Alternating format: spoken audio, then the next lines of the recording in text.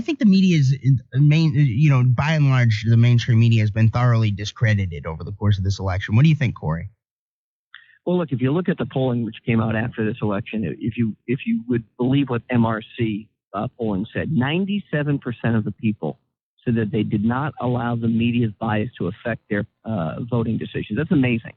97% of the people said that not only was the media biased, but they weren't listening to them anymore because of the propaganda that they were espousing about these candidates. It was amazing, these numbers. And I think that is what the American people stood up against, was the elites, the political elites telling them what to do.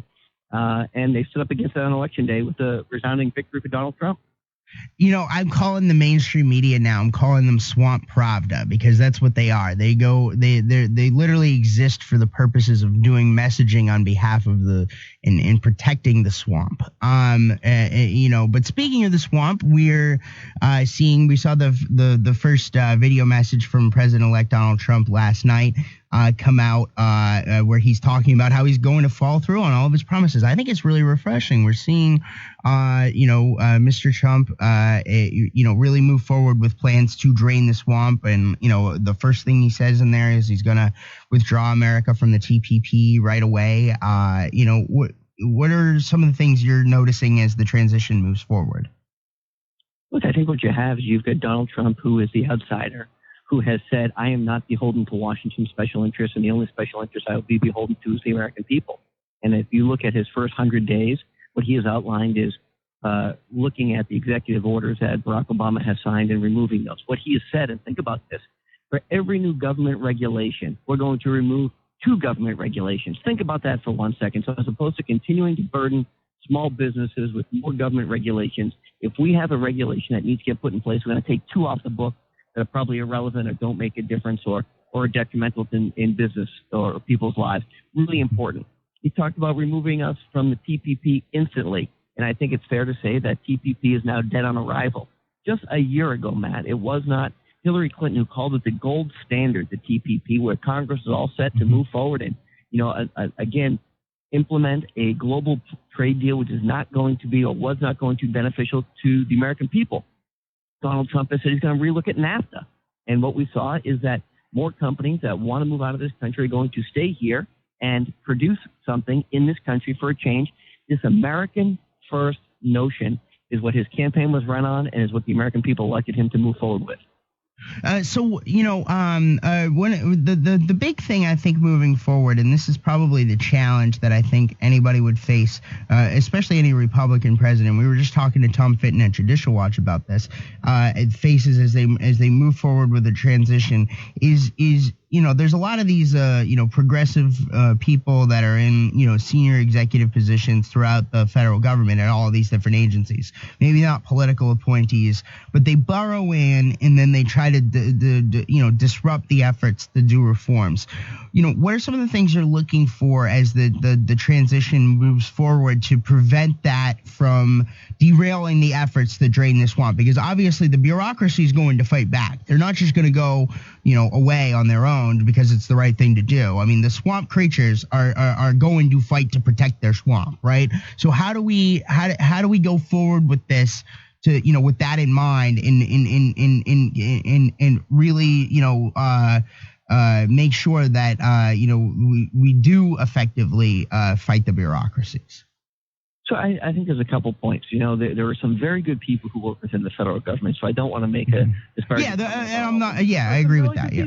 They're who work hard and have the best interests of the government in mind. But then there are some people who, the only thing they care about is how much tenure they have, how many years they've been there. It's not a function of how successful they have been.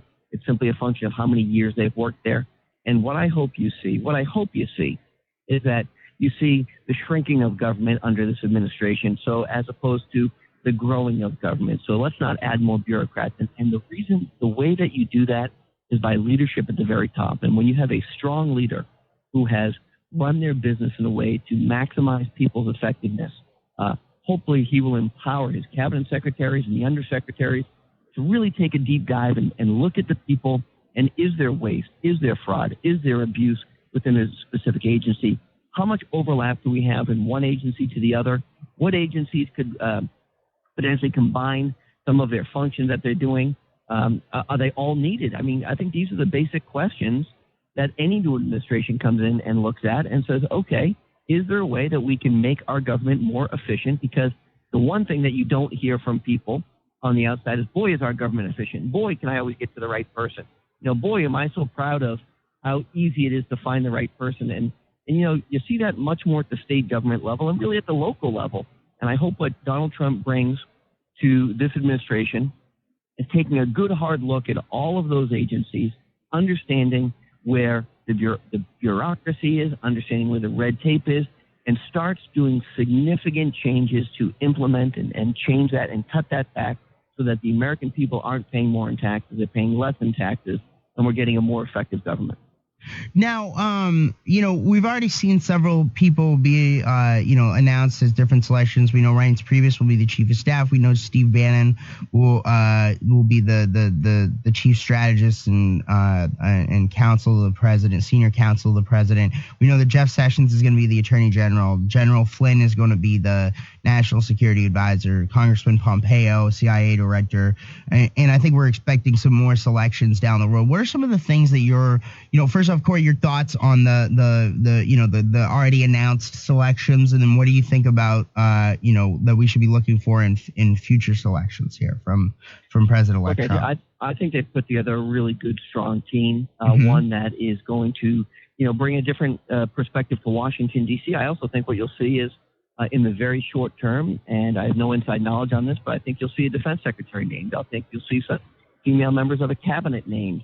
I think what you've seen over the last 96 hours or so is Donald Trump interviewing the very, very best, looking outside of traditional Republican circles for potential leaders, because what he knows is that you need the very, very best people in order to serve our country. And he's out talking to those people, even people who were, during the primary season, his political enemies. And I think that shows the type of leader that he's going to be, which is the one that puts America first and not his personal desires first, to only reward those people who are loyal to him. And I think that is the type of president our country needs right now.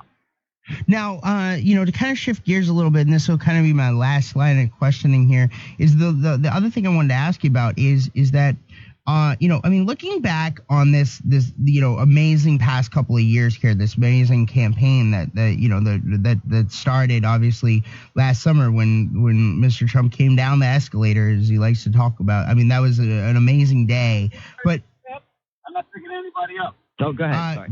But as the course of the campaign played itself out, Corey, I mean, the entire establishment laughed at Donald Trump. They didn't take him seriously. What are some of the what went right? What instilled confidence in you that he was going to succeed here? What happened over the last year and a half that really shocked the political world? I want to put this in perspective for people. You know what it is you have somebody like Donald Trump who has their finger on the pulse of the American electorate and has for a long, long time. And what people didn't realize with Donald Trump was they thought he was just, you saw the mainstream media saying, oh, well, he's not a serious candidate. He's not really going to run. He's not going to file his proper paperwork. Time and time again, the mainstream media counted Donald Trump out. And what I saw was a person who was exceptionally successful at everything he has ever attempted to accomplish, whether that was writing a book, doing a TV series, raising a family, building a business, unbelievably successful. And he brought that same fight and desire to the presidential race and vanquished 16 opponents and then, beat Hillary Clinton in the greatest electoral, from the Electoral College perspective, win since Ronald Reagan for a Republican in 1984. And that's the type of energy that the American people need. That's the type of winning attitude that the American people want, and that's what he's going to bring to the White House. And I think it's going to be an amazing, amazing 4 years. All right. Well, Corey Lewandowski, thanks for joining us here on Breitbart News Daily. Hey, thank you. Appreciate the time.